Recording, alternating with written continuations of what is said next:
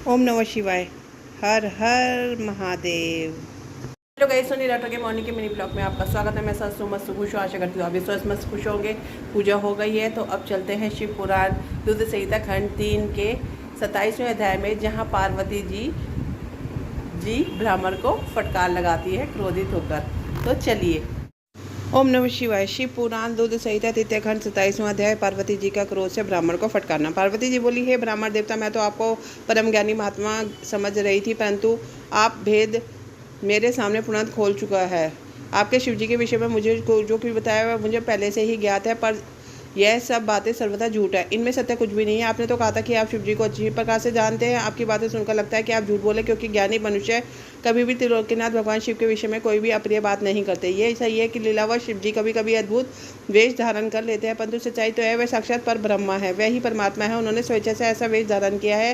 ब्राह्मण आप कौन है जो ब्राह्मण का रूप धाकर मुझे छलने के लिए यहाँ आए? आप ऐसी अनुचित व असंगत बातें करके मेरा तर्क वितर्क करके क्या साबित करना चाहते हैं? मैं भगवान शिव के स्वरूप को भलीभांति जानती हूँ। वास्तव में शिव जी निर्गुण ब्रह्मा है, समस्त गुण ही जिनका स्वरूप है। भला उनकी जाति कैसे हो सकती है? शिव जी तो सभी विद्याओं का आधार है, भला फिर उनको विद्या से क्या काम हो सकता है?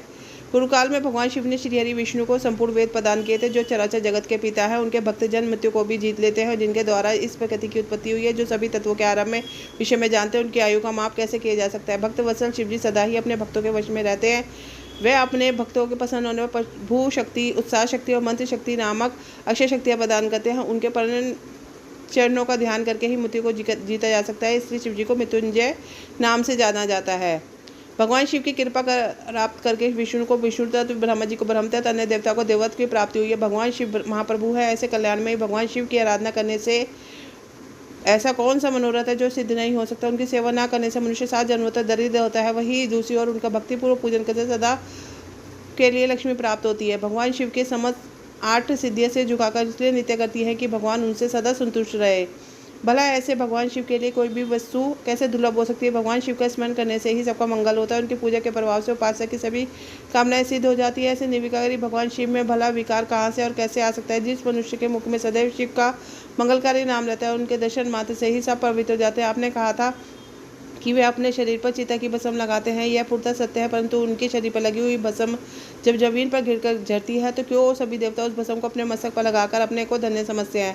अतः उनके स्पर्श मार्ग से ही अपवित्र वस्तु पवित्र हो जाती है। भगवान शिव ही इस जगत के पालनकर्ता, सृष्टिकर्ता, संहारक है। भला उन्हें कैसे साधारण बुद्धि द्वारा जाना जा सकता है? उनके निर्गुण रूप को आप जैसे लोग कैसे जान सकते हैं? दुराचारी और पापी मनुष्य भगवान शिव के स्वरूप को नहीं जान सकते। जो मनुष्य अपने अहंकार और ज्ञानता के कारण शिव तत्व को निंदा करते हैं, उनके जन्म का सारा पुण्य भस्म हो जाता है। हे ब्राह्मण, आपको ज्ञानी महात्मा जानकर मैंने आपकी पूजा की, परंतु आपने शिव की निंदा करके अपने साथ साथ मुझे भी पाप का भागी बना दिया है। आप घोर शिव द्रोही हैं। शास्त्रों में बताया गया शिवद्रोही का दर्शन हो जाने पर शुद्धिकरण करने हेतु स्नान करना चाहिए तथा प्रायश्चित करना चाहिए।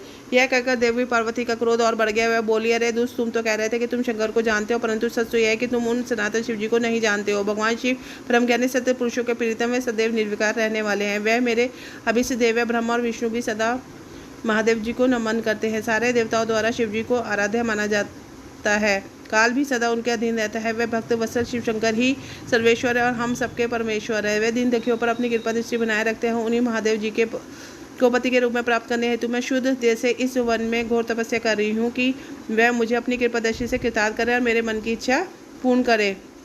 ऐसा कहकर देवी पार्वती चुप हो गई। निर्विकार होकर पूर्ण शांत मन से शिव जी का ध्यान कर लिया। उनकी बातों को सुन ब्रह्मा देवता ने जैसे कुछ कहा ना चाहा। पार्वती ने मुंह फेर लिया अपनी सखी विजय से बोला, सखी इस अधम ब्राह्मण को रोको, यह बहुत देर से मेरे आराध्य प्रभु शिव की निंदा कर रहा है। अब पूर्ण उनके विषय में कुछ बुरा कहा है। शिव निंदा करने वाले के साथ साथ शिव निंदा सुनने वाला भी पाप का भोगी बन जाता है। अतः भगवान शिव के उपासकों को शिव निंदा करने वालों को वध कर देना चाहिए। यदि शिव निंदा करने वाला कोई ब्राह्मण हो तो उसका त्याग कर देना चाहिए और उस स्थान से दूर चले जाना चाहिए। यह दुष्ट ब्राह्मण है, अतः इसका वध नहीं कर सकते, इसलिए हमें इसका तुरंत त्याग कर देना चाहिए। हमें इसका मुंह नहीं देखना चाहिए। हम सब आज ही इस स्थान से छोड़कर दूसरे स्थान पर चले जाते ताकि इस अज्ञानी ब्राह्मण से पुनः हमारी भेंट ना हो। ऐसा कहकर देवी पार्वती ने जैसे ही चले जाने के उद्देश्य से अपना पैर आगे बढ़ाया, वैसे ही भगवान शिव अपने साक्षात रूप में सामने आगे प्रकट हो गए। देवी पार्वती ने अपने ध्यान के दौरान शिव के जिस स्वरूप का स्मरण किया था, शिव जी ने उन्हीं को सिर के साक्षात दर्शन करा दिए। साक्षात भगवान शिव को शंकर को इस तरह अनायास ही अपने सामने देखकर गिरिजा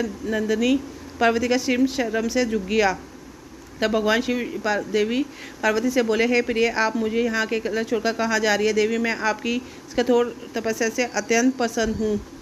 सभी देवता और ऋषि मुनियों को आपकी तपस्या निश्चय की प्रशंसा सुनी है, इसलिए आपकी परीक्षा लेने की ठानकर मैं आपके सामने चला आया हूँ। अब आप मुझसे कुछ भी मांग सकते, क्योंकि मैं जान चुका हूँ कि आप अप्रतिम सौंदर्य की प्रतिमाओं के साथ साथ ज्ञान, बुद्धि और विवेक का अनूठा संगम है। आज आपने अपने उत्तम भक्ति भाव से मुझे अपनी खरीदा का वह दास बना दिया है। सिर चित वाली देवी गिरिजा, मैं जान गया हूँ कि आप ही मेरी सनातन पत्नी है। मैंने आपने को बार बार आपकी परीक्षा ली है। देवी, मेरे इस अपराध से मुझको क्षमा करे। हे शिवे, इन तीनों लोकों में आपके समान अनुरागिनी कोई ना है, ना थी और ना ही कभी हो सकती है। मैं आपके अधीन हूँ देवी। अपने मुझे पति बनाने का उद्देश्य मन में लेकर ये कठिन तपस्या की है, अतः आपकी इस इच्छा को पूरा करना मेरा धर्म है। देवी, मैं शीघ्र ही आपका परिग्रहण कर आपको मेरे साथ कैलाश पर्वत पर ले जाऊंगा। देवाधिदेव महादेव जी के इन वचनों को सुनकर गिरिजा नंदिनी पार्वती के आनंद की कोई सीमा नहीं रही। वह अत्यंत प्रसन्न हुई। हर्ष तिरेक उनका तपस्या करते हुए सारा कष्ट पल में ही दूर हो गया। उनकी सारी थकावट तुरंत दूर हो गई। पार्वती अपनी तपस्या की सफलता, त्रिलोकीनाथ भक्तवत्सल महादेव जी की साक्षात दर्शन पाकर कृतार्थ हो गए और उनके सभी दुख कलेश पल भर में ही दूर हो गए। इसी के साथ शिव पुराण रुद्र संहिता का खंड 3 का 27वां अध्याय पूर्ण होता है। ओम नमो पार्वती पते नमः। हर हर महादेव।